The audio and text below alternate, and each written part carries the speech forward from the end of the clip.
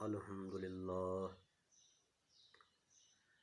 للہ رب العالمین والعاقبۃ للمتقین والصلاة والسلام علی سید الانبیاء والمرسلین اما بعد فاعوذ باللہ من الشیطان الرجیم بسم اللہ الرحمن الرحیم یا ایہا الذین آمنوا کتب علیکم الصیام کما کتب علی الذین من قبلکم لعلکم تتقون صدق اللہ وصدق رسولہ النبی الکریم الامین الصلاۃ والسلام علیک یا سیدی یا رسول اللہ وعلی آلک واصحابک یا سیدی یا حبیب اللہ۔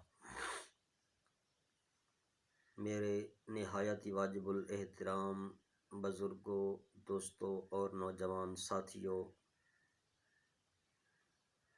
خالق لم یزل نے اس آئے مقدسہ اندر ارشاد فرمایا ہے، یا ایہا الذین آمنوا، اے ایمان والو، کتب علیکم الصیام، تم پر روزے فرض کیے گئے ہیں، کما کتب علی الذین من قبلکم، جیسا کہ آپ سے پہلے لوگوں پر روزے فرض کیے گئے تھے، لعلکم تتقون، تاکہ تم پرہیزگار بن جاؤ، متقی بن جاؤ۔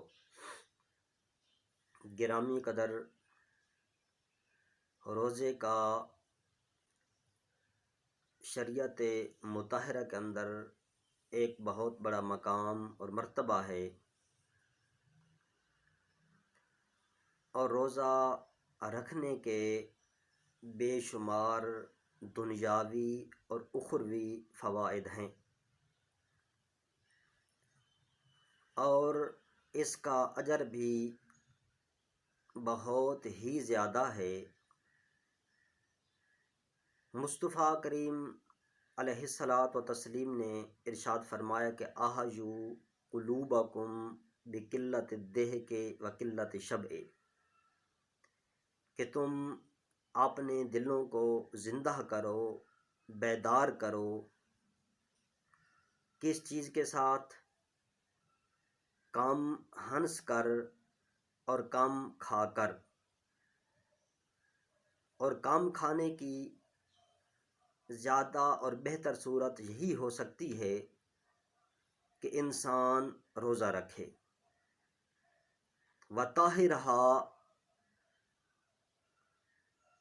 بِالْجُوعِ وَتَصْفُو وَتَرِقُّ، او کما قال علیہ الصلاۃ والسلام، کہ جس وقت انسان کم ہنسے گا، بھوکا رہے گا اللہ کی رضا کی خاطر، تو انسان کا دل پاکیزہ ہو جائے گا، پاک ہو جائے گا، اس انسان کے دل کے اندر طہارت اور پاکیزگی آ جائے گی، اور اس انسان کے دل کے اندر رقت اور نرمی پیدا ہو جائے گی۔ اسی طرح اور مقام پر مصطفیٰ کریم علیہ الصلاۃ والتسلیم کا ارشاد گرامی ہے، آپ نے فرمایا کہ نوّروا قلوبکم بالجوع، اپنے دلوں کو روشن کرو، منور کرو، اپنے دلوں کو زندہ کرو، بالجوع، بھوک کے ساتھ۔ اور بھوکے رہنے کا بہترین طریقہ روزہ ہی ہے۔ آگے فرمائے کہ وَجَاهِدُوا أَنفُسَكُمْ بِالْجُوعِ وَالْعَطْشِ، اپنے نفس کے خلاف جہاد کرو، اپنے نفس کے خلاف مجاہدہ کرو، کس چیز کے ساتھ؟ بھوک کے ساتھ اور پیاس کے ساتھ۔ فَإِنَّ الْأَجْرَ فِي ذَلِكَ كَأَجْرِ الْمُجَاهِدِ فِي سَبِيلِ اللَّهِ،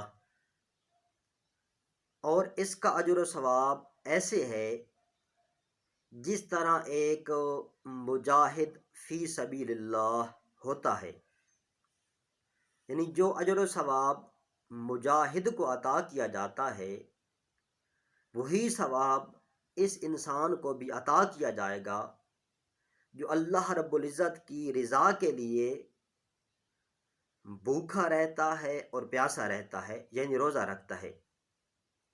ولیس لہو احب الی اللہ ولیس لہو من عمل احب الیہ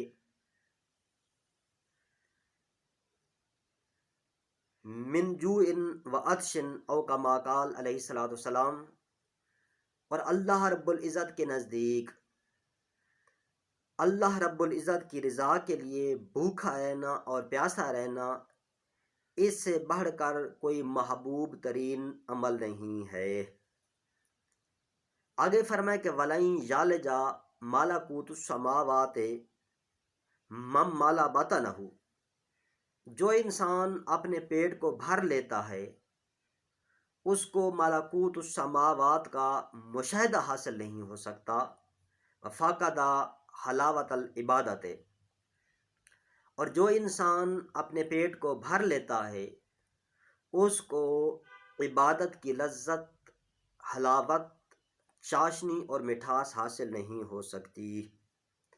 یعنی روزے رکھنے کے بے شمار فائدے ہیں کہ انسان کا دل روشن، منور، پاکیزہ اور صاف ہو جاتا ہے. اور جو انسان روزہ نہیں رکھتا ہر وقت پیٹ بھرا رہتا ہے اس کا، تو اس کو ملکوت السماوات کا مشاہدہ حاصل نہیں ہو سکتا اور اس کو عبادت کی لذت، چاشنی اور مٹھاس حاصل نہیں ہو سکتی. اور اللہ رب العزت کے نزدیک تمام عملوں میں سے جو پسندیدہ عمل ہے وہ یہ ہے کہ انسان اللہ رب العزت کی رضا کے لیے بھوکا اور پیاسا رہے، یعنی روزہ رکھے. اسی طرح اور مقام پر ہمارے آقا و مولا جناب محمد مصطفیٰ احمد مجتبیٰ علیہ الصلوۃ والسلام کا ارشاد گرامی ہے. آپ نے فرمایا کہ الصوم جنۃ من النار کجنۃ احدکم من القتال. کہ جس طرح مجاہد کے پاس کفار کے وار سے بچنے کے لیے ایک ڈھال ہوتی ہے، اسی طرح روزہ بھی جہنم سے بچنے کے لیے ایک ڈھال ہے. اور مقام پر ارشاد گرامی ہوتا ہے الصوم جنۃ من عذاب اللہ. کہ روزہ اللہ تبارک و تعالیٰ کے عذاب سے بچنے کے لیے ایک ڈھال ہے. اسی طرح اور مقام پر ارشاد گرامی ہوتا ہے کہ اللہ کے پیارے محبوب کریم رؤوف رحیم صلی اللہ علیہ وسلم نے فرمایا کہ حسنا امتی الصیام والقیام. میری امت کی دو حفاظت گاہیں ہیں، دو پناہ گاہ ہیں، دو حفاظت گاہیں ہیں کہ جو بندہ ان میں داخل ہو جائے گا حفاظت میں آ جائے گا، امن و امان پا جائے گا. پہلی چیز الصیام، روزہ ہے، اور دوسری چیز والقیام، رات کی عبادت ہے.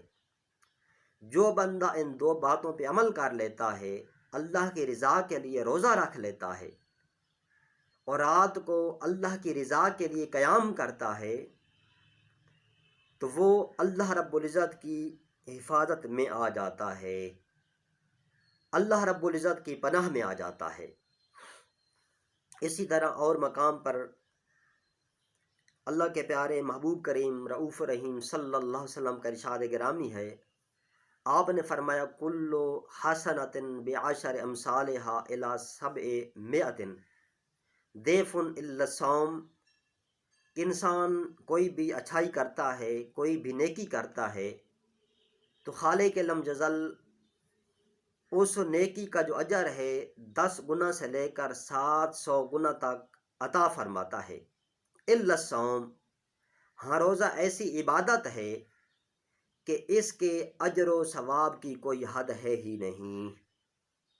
بلکہ اور مقام پر خالق لم یزل نے اتنا تک ارشاد فرما دیا ان الصوم لی وانا اجزی بہ، کہ بے شک روزہ میرے لیے ہے اور میں رب ہی اس کی جزا دوں گا. حالانکہ کوئی بھی عبادت ہے اس کی جزا رب نے ہی دینی ہے، کسی اور نے نہیں دینی. تو خالق کائنات نے روزے کے متعلق خاص یہ کیوں فرمایا کہ روزہ میرے لیے ہے اور میں رب ہی اس کی جزا دوں گا؟ یہ روزے کی عزت، عظمت اور وقار کو بیان کرنے کے لیے، جس طرح تمام گھروں کا مالک اللہ رب العزت کی ذات گرامی ہے، لیکن خاص کعبہ شریف کے متعلق فرمایا کہ بیت اللہ، اللہ کا گھر، اسی طرح تمام جانور اللہ کی ملک میں ہیں، ان کا مالک اور خالق اللہ ہے، لیکن وہ اونٹنی جو سیدنا سہل علیہ السلام کے معجزہ سے ایک پتھر سے نمودار ہوئی، اس کے متعلق خالق کائنات نے فرمایا کہ ناقۃ اللہ، اللہ کی اونٹنی، حالانکہ تمام جانور، تمام اونٹنیاں اللہ کی ملک میں ہیں، ان کا مالک اللہ ہے، لیکن اس اونٹنی کی عظمت کو، شان کو بیان کرنے کے لیے خالق کائنات نے فرمایا کہ ناقۃ اللہ۔ اسی طرح روزے کی عظمت کو، عزت کو، شان کو بیان کرنے کے لیے خالق کائنات نے فرمایا کہ روزہ خاص میرے لیے ہے اور میں رب ہی اس کی جزا دوں گا۔ اور بعض بزرگان دین فرماتے ہیں کہ اگر اس حدیث مبارکہ کو یوں پڑھا جائے، ان الصوم لی وانا اجزی بہ، کہ بے شک خاص روزہ میرے لیے ہے اور میں رب ہی اس کی جزا ہوں، یعنی جو انسان میں رب کو راضی کرنے کے لیے، میری خوشنودی حاصل کرنے کے لیے روزہ رکھتا ہے، تو میں رب العالمین اس کو اپنا دیدار عطا فرما دوں گا، اس انسان کو اپنی ملاقات کا شرف بخشوں گا۔ اسی طرح اور مقام پر مصطفیٰ کریم علیہ الصلوۃ والتسلیم نے روزے کی شان کو بیان کرتے ہوئے ارشاد فرمایا، لِكُلِّ شَيْءٍ زَكَاةٌ وَزَكَاةُ الْبَدَنِ الْجُوعُ، او کما قال علیہ الصلوۃ والسلام، کہ ہر شے کی زکوٰۃ ہوتی ہے، اور بدن کی زکوٰۃ یہ بھوکا رہنا ہے، اور بھوکے رہنے کی بہترین صورت روزہ ہی ہے۔ یعنی انسان جس وقت اپنے مال کی زکوٰۃ ادا کرتا ہے تو انسان کا جو مال ہے وہ پاک اور صاف ہو جاتا ہے۔ اسی طرح جو انسان اللہ رب العزت کی رضا کے لیے بھوکا اور پیاسا رہے گا تو اس انسان کا دل پاک اور صاف ہو جائے گا، اس انسان کا دل خالق کائنات کی انوار و تجلیات کا مرکز بن جائے گا۔ اسی طرح اور حدیث کے الفاظ ہیں کہ مصطفیٰ کریم علی نبینا و علیہ الصلوۃ والتسلیم کا ارشاد گرامی ہے، آپ نے فرمایا کہ وَزَكَاةُ الْبَدَنِ الصَّوْمُ، او کما قال، کہ بدن کی زکوٰۃ وہ روزہ ہی ہے۔ اسی طرح اور مقام پر اللہ کے پیارے محبوب نے فرمایا، باب العبادت الصیام، او کما قال، کہ عبادت کا جو دروازہ ہے وہ روزہ ہے۔ یعنی کہ انسان اسلام کی بنیاد یہ 5 چیزوں پر رکھی گئی ہے: کلمہ شہادت، نماز، روزہ، حج، زکوٰۃ، یہ عمارت ہے، اور اس عمارت کا دروازہ جو ہے وہ روزہ ہے۔ جب انسان اس دروازے کے اندر، اس 4 دیواری میں داخل ہو جائے گا، اس کو باقی عبادات کا بھی ثواب عطا کیا جائے گا۔ اگر وہ روزہ نہیں رکھتا تو اس کو باقی عبادات کا ثواب بھی عطا نہیں کیا جائے گا۔ جس طرح بعض احادیث مبارکہ کے اندر آتا ہے کہ اسلام کی بنیاد 3 چیزوں پہ رکھی گئی ہے، اور بعض میں 4 کا بھی ذکر آتا ہے کہ اگر انسان ان میں سے ایک کو ترک کر دیتا ہے، چھوڑ دیتا ہے، وہ اللہ کا منکر ہے، وہ حلال الدم ہے۔ اسی طرح کوئی انسان 3 چیزوں پہ عمل کرتا ہے، ایک چیز کو ترک کر دیتا ہے، تو اس کو ان 3 چیزوں کا بھی ثواب عطا نہیں کیا جائے گا، حتیٰ یاتیٰ بہن جمیعاً، جب تک وہ سب چیزوں پہ عمل نہ کرے گا۔